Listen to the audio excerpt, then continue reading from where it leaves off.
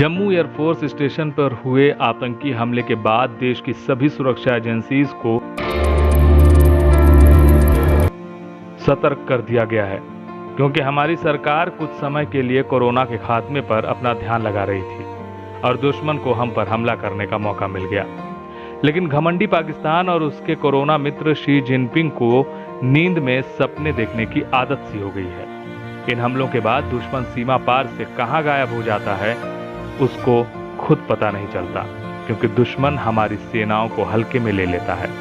तो उनकी नींद से उन्हें जगाते हैं और उन्हें बताते हैं भारत की 5 सबसे खतरनाक और तेज तर्रार फोर्सेस जो एक पल में दुश्मन को जमीन में गायब कर सकती है।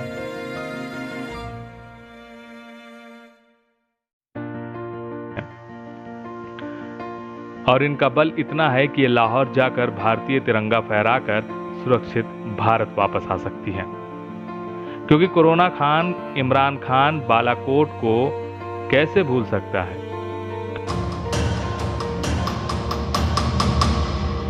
तो शुरू करते हैं भारत के उन खूंखार फोर्सेस के बारे में जो दुनिया में किसी भी खतरनाक फोर्सेस से कम नहीं है। मार्कोस कमांडो यानी कि marine commando. Marcos Indian navy के स्पेशल मरीन कमांडोज हैं। स्पेशल ऑपरेशन के लिए इंडियन नेवी के इन कमांडोज को बुलाया जाता है। ये कमांडोज हमेशा सार्वजनिक होने से बचते हैं। मार्कोस हाथ पैर बंधे होने पर भी तैरने में माहिर होते हैं।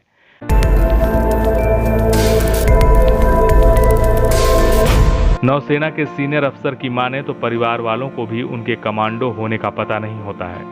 मार्कोस का मकसद आतंकियों को उन्हीं के तरीके से मारना, जवाबी कार्रवाई, मुश्किल हालात में युद्ध करना, लोगों को बंधकों से मुक्त कराना जैसे खास ऑपरेशनों को पूरा करना है।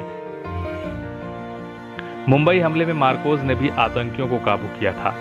20 साल उम्र वाले प्रति 10,000 युवा सैनिकों में एक का सिलेक्शन मार्कोस फोर्स के लिए होता है। इसके बाद इन्हें अमेरिकी और ब्रिटिश सील्स के साथ 2.5 साल की कड़ी ट्रेनिंग करनी होती है। देश के मरीन कमांडो जमीन, समुद्र और हवा में लड़ने के लिए पूरी तरह से सक्षम होते हैं। Para commandos force. Para commando भारतीय सेना की पैराशूट रेजिमेंट की स्पेशल फोर्स की यूनिट होती है। Para commando special operation, direct action, बंधक समस्या, आतंकवाद विरोधी अभियान को सक्षमता से पूरा करता है। हर देश की सेना में कुछ स्पेशल फोर्स होते हैं। हमारे देश की भी स्पेशल फोर्स है।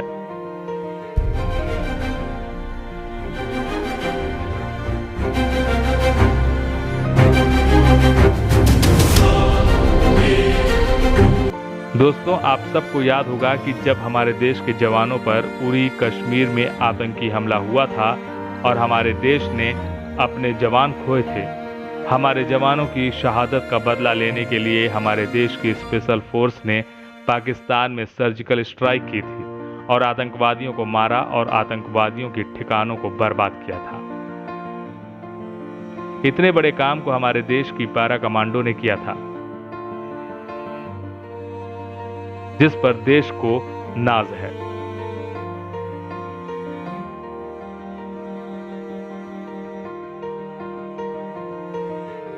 पैरा कमांडो का गठन 1 जुलाई 1966 में हुआ था। इस सेना की समूह को बनाने का उद्देश्य था कि बहुत हमारे देश को आतंकवाद नुकसान पहुंचाते हैं।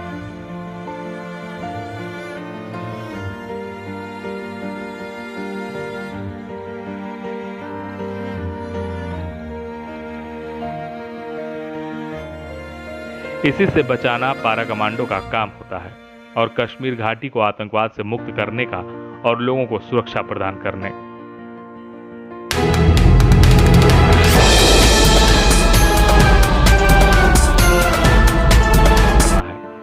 घातक कमांडो फोर्स। घातक प्लाटून या घातक कमांडो के नाम से पूरी दुनिया यूं ही नहीं थर्राती। वे पैदल सेना के भीतर स्पेशल ऑपरेशन संचालित करने के लिए ही तैयार किए जाते हैं। उन्हें दिया गया घातक शब्द हिंदी का बेहद प्रचलित शब्द है। उन्हें बेहद खतरनाक और हथियारा भी कहा जाता है। संक्षेप में कहें तो उन्हें पैदल सेना भी कहा जा सकता है।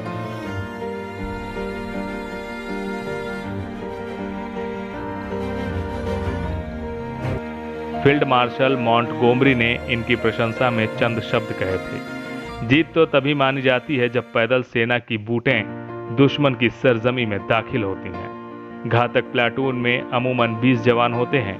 इसमें एक कमांडिंग कैप्टन होता है, 2 नॉन कमीशन्ड अफसर होते हैं।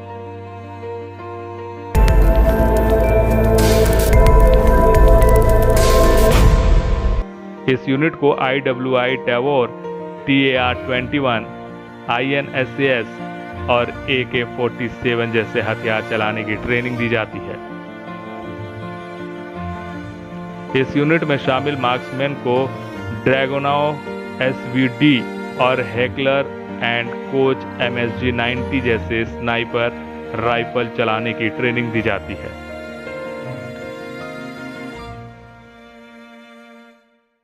समकालीन परिस्थितियों में सेना इन पर काफी काम कर रही है। कारगिल युद्ध के दौरान टाइगर हिल्स पर भारतीय सेना का नेतृत्व करने वाले ग्रेनेडियर योगेंद्र सिंह यादव भी घातक कमांडो फोर्स का हिस्सा थे। उन्हें इसके लिए परमवीर चक्र से भी नवाजा गया था। नेशनल सिक्योरिटी गार्ड NSG राष्ट्रीय सुरक्षा गार्ड देश के किसी भी हिस्से में आतंकी गतिविधियों से निपटने के लिए एक विशेषज्ञ बल है। यह विश्व स्तरीय शून्य त्रुटि बल है, अर्थात यह अपनी गतिविधियों में गलतियां नहीं करता है। NSG का गठन केंद्रीय सशस्त्र पुलिस बलों, भारतीय सेना और राज्य पुलिस बलों के अधिकारियों कर्मियों की मदद से किया जाता है। NSG की स्थापना के पीछे मूल उद्देश्य एक ऐसा समर्पित, जिम्मेदार और फुर्तीले टास्क फोर्स का गठन करना था जो कि देश के किसी भी हिस्से में आतंकवाद की सभी गतिविधियों पर तेजी से प्रहार कर सके। NSG एक कार्य उन्मुख बल है। इसकी सहायता के लिए 2 अन्य ग्रुप, विशेष रेंज समूह यानी कि SRG और विशेष क्रिया समूह यानी कि SAG होते हैं।